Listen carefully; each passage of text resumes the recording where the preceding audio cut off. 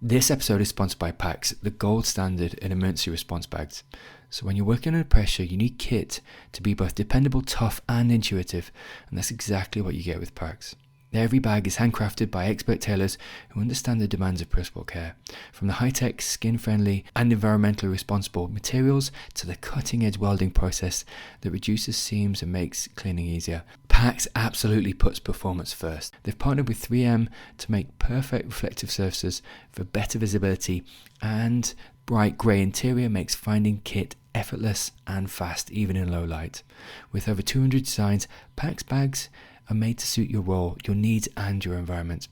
And thanks to their modular system, many bags work seamlessly together no matter the setup. PAX doesn't chase trends, their designs stay consistent, so once you know one, you know them all. And if your bag ever takes a beating, their in-house repair team will bring it back to life. PAX are built to perform, made to last. Learn more at pax/bags.com or head to the show notes for further details. You're listening to the Pre-Hospital Care podcast on the Medics Academy Network. Welcome back to the podcast. I'm back here with Radu Venter. He is a seasoned critical care flight paramedic based in Canada. He's written a fantastic number of blogs. He goes under the pseudonym of Paramedic Philosopher on Substack. Radu, welcome to the podcast. Thank you for having me. So we're going to tackle today another one of Radu's blogs. This really is around what should paramedic mentorship look like? Radu, just as a segue and as an introduction, could I get you to speak to? It's a fantastic blog and a fantastic read. You'll have the link in the show notes. Could I get you to speak to origins of the blog? As most of my blog posts are based on my experience in kind of the start of my paramedic career and also the education system and everything, and kind of looking at kind of how best to set people up for success kind of from the get-go, I kind of started questioning, how is it that we can have paramedics finishing their schooling with, in my case, 4 to 6 weeks of practicum and then go straight to practice from there. And that was, admittedly, that was for my primary care. My advanced care, it was a total of 18 weeks in total. But even that is kind of, it seems like quite a short period of time when it comes to the roles and expectations of our practitioners. Theoretically, coming right out of school, you can instantly have one of the worst calls of your career. So how best can we kind of arm and kind of prepare our paramedics? And it's interesting to contrast this to, say, the doctor or the nursing approaches, where they have longer, if not practicums, then actual mentorships or orientations as part of their kind of career paths. And especially when I was thinking with regards to, for a lot of our advanced care paramedics, especially, most of them have worked for a couple of years. And so for them to step back from a regular monthly paycheck to go back to school and then to be doing these mentorships afterwards can incur a significant financial hardship on a lot of paramedics. And this often works as a as kind of a limiter for career advancement and for career goals. I've heard a lot of people say, oh, well, I would like to go back to school again. However, some sort of financial limitation, or, oh, I can kind of pick this or that kind of a situation. And so it got me kind of wondering, can we come up with a system of mentorship where we can better prepare paramedics for on-road practice? And as my approach tends to be Socratic, where I'll just ask questions and throw out a potential answer and leave the actual decision making to somebody else entirely. The system that I kind of came up with was kind of very similar to kind of like the approach that a lot of the doctors will take with kind of the internship and residency program, where you can have paramedics who are freshly starting out, but they'll spend a first delineated length of time with a more experienced practitioner, either as a third person on a car, or after a certain period of time, maybe there's two of them. Maybe it's just a newer practitioner working with a more seasoned practitioner. And this way you can kind of take that, 18-week total practicum time, and you could turn it into a 52-week orientation and give them time to really develop more of that comfort. So by the end of it all, it's not just, oh, well, I've given this drug once on my practicum, so let's, do it again. It's no, in my 1 year mentorship, I've now had the chance to give this multiple times, or, we've had enough time to discuss that when the time comes for me to actually do this myself, I feel far more comfortable. And um, and of course, along the way, it's understanding that this would be a very difficult system to arrange, and it would, especially in the North American system, would already impose significant challenges on our already present staffing issues. But it would be something for us to work towards a system where, we could potentially be paying our paramedics for their initial orientations and mentorships and practicums so that they can make it a little easier for paramedics to move up a level or to get that experience that they're hoping for before they're thrown out and forced to practice. Because for some of us, um, like I mentioned, my initial primary care um, on the job orientation was only 2 days. And then, that was fortunately just enough for me because I was also able to coordinate with new other practitioners and draw from their knowledge and draw from their experience. But we shouldn't be just trusting that this will be good enough and you can figure it out. We should be creating more of a system where we can support our newer paramedics. We can give them that opportunity to, you know, rather than going straight to a run, let's give them a little time to jog first. Let's warm them up to the run that we're expecting out of them out of the gate. Yeah, listen, I agree with that. And as an analog, as you were saying, within medicine and nursing, there is a far greater practicum time where you have received mentorship. And like you said, just different clinical contexts where drugs, the applicability of giving drugs is relevant or not. I think sometimes it's equally as important to know, to your point, when to withhold a drug because there might be verbal de-escalation. I'm thinking about sedation for mental health. It's as important that push-pull clinical decision making about the clinical situation and the applicability in that situation just over time, as you were saying. Ready, before we hear the blog, have you had any either post-blog reflections or indeed have you, any feedback, or have you a semblance of any change within the system, as in longevity of practicum time? Is any of that looking like it might change? Unfortunately, if anything, I think it's moving in the opposite direction. When I first wrote this in 2022, we were just kind of coming out of COVID and kind of seeing what the future was holding. And unfortunately, it seems like with the struggles of maintaining practitioners in the field and getting new ones out there so that we can fill the staffing shortages and the kind of gaps in the services provided, it's unfortunately, I think, only going to get harder to provide a proper mentorship because it's so hard to say, well, if we have, say, 30 employees, I'd rather have 15 trucks than to have 10 trucks with a proper mentorship system because that's five more calls we could be getting to.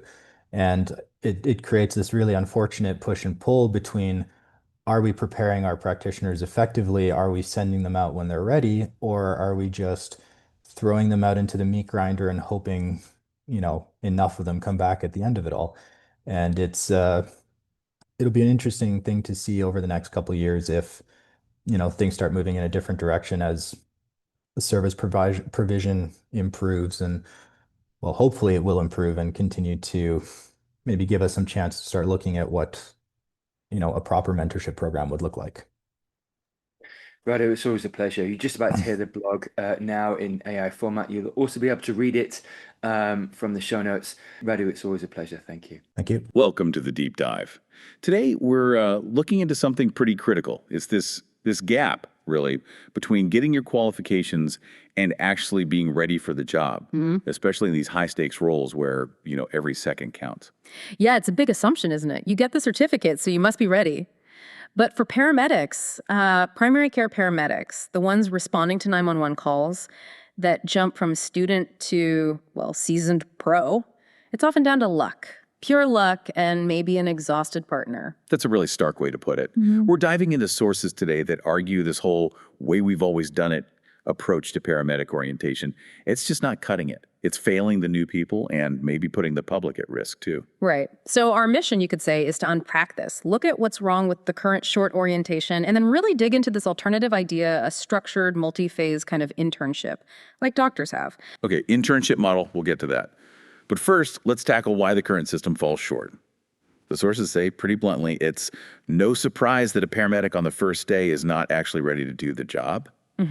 But we expect these really short orientation programs to somehow make up for that massive gap. And it is a massive gap. Training gives you the knowledge, the steps, A, B, C, but the chaos of a real call, the stress, the environment, things changing in a split second.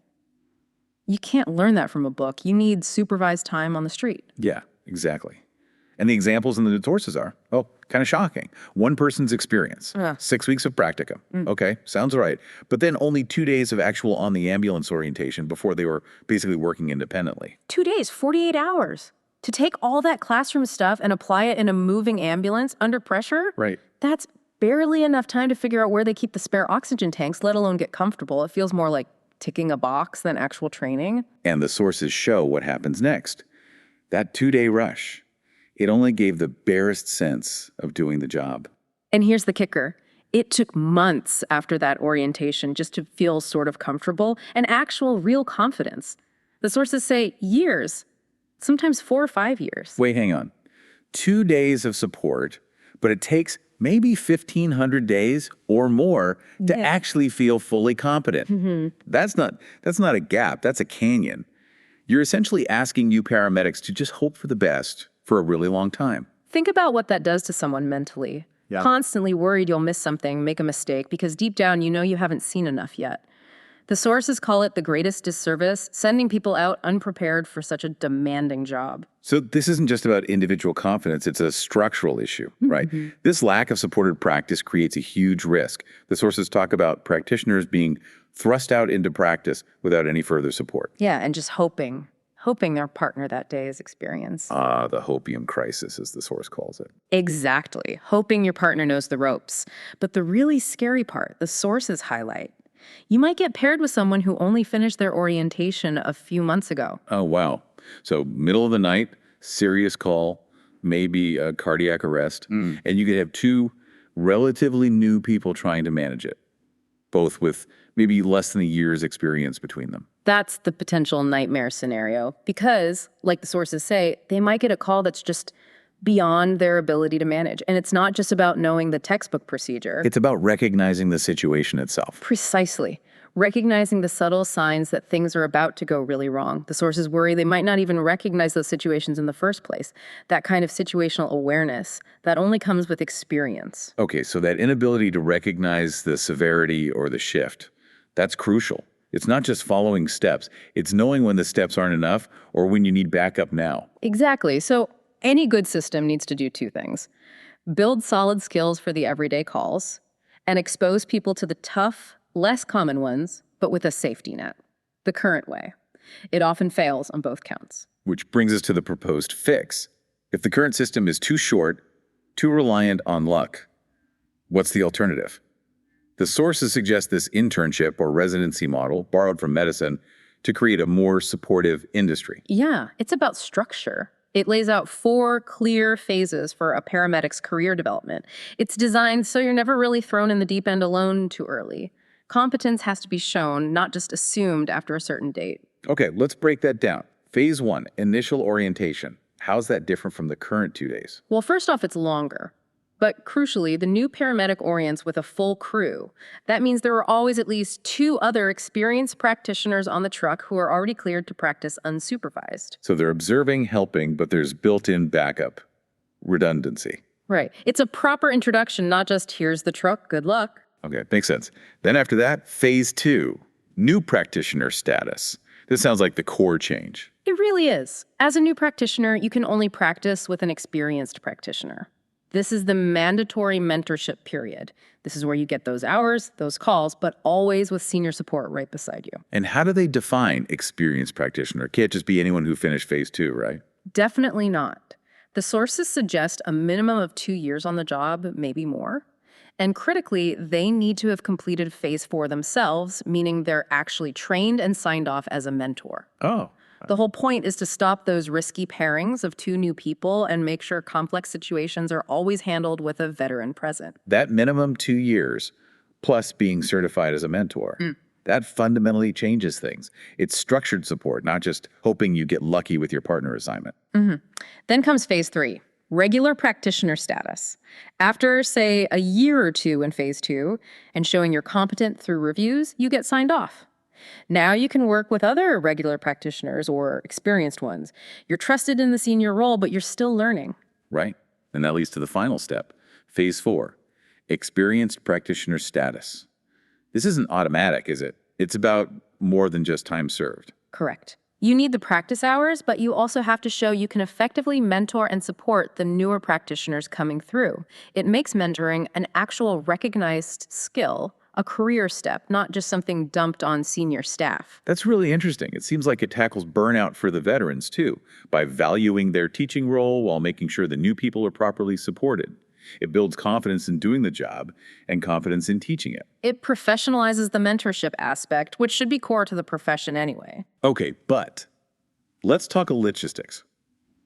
Implementing something like this sounds complicated and probably expensive. The sources do acknowledge that, right? They mention complexity and the risk of making staffing shortages even worse. Oh, absolutely. That's the immediate reaction. We don't have the staff. It's too complex. Mandating that every new hire needs an experienced partner for a year or 2, that sounds like it cuts your deployable workforce. Yeah, that's a huge hurdle. It is. But the sources also include commentary that pushes back hard against that. One comment basically says the resistance is just inertia. It's how we continue to do something same way simply because it's how we've always done it. Tradition versus safety. But does this model actually work anywhere? Is there proof it's not just a nice idea on paper? Yes, and this is key. The sources point directly to the BCEHS critical care team in Canada. Critical care paramedics? They handle the really complex transports, right? The highest level. Exactly. These are already highly trained, specialized paramedics, and yet after their critical care training, they do a 1-year mandatory fellowship. They spend that year working under supervision, being mentored, precisely the principles of this structured model. Wow. So if the elite teams, who are already starting with highly trained people, see the need for a full year of structured, mentored practice, Then the argument that it's unnecessary or impossible for primary care paramedics who face a much broader range of calls starting out seems pretty weak, doesn't it? it really does. It suggests the logistical challenges can be overcome if the priority is there. The source calls the BCEHS program a proven model with successes. They made it work because the stakes in critical care are obviously incredibly high, but the stakes on any 911 call can be just as high for the patient involved. Okay, so wrapping this up, we've seen this clear mismatch between how quickly new paramedics are expected to be independent and how long it actually takes to build real competence and confidence. And this proposed internship or fellowship structure, it offers a clear path to bridge that gap. It provides that essential time to see the routine stuff, time to see the scary stuff, but with support. It moves away from the sink or swim 2-day orientation model and towards actually building competence systematically. Less burnout, fewer errors, better care. The takeaway seems clear. We know how to do this better. We have examples. It just requires the will to change the structure, prioritizing competence over maybe short-term staffing numbers. Which leaves us with a final thought, really. If this fellowship model is proven to work for the most specialized paramedics, the ones with the most intense training already, what does the resistance to applying a similar standard for all paramedics, the ones answering the majority of calls, tell us about the industry's real priorities? Is it safety? Is it competence? Or is it just maintaining the status quo, even if it's flawed? Something for you to think about. You're listening to the Pre-Hospital Care podcast on the Medics Academy Network.